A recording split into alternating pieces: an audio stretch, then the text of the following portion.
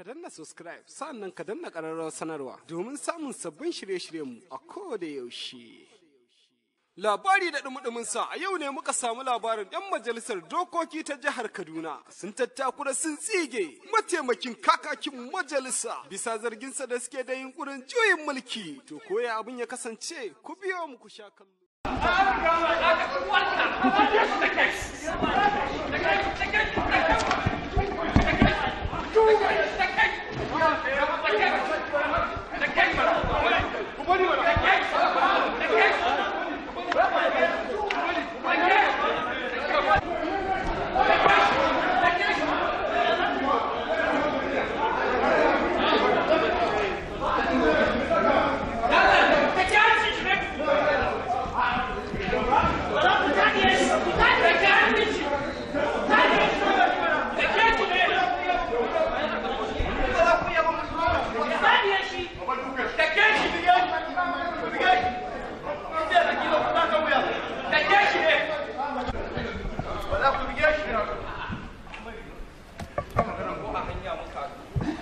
Ya ci gwashi.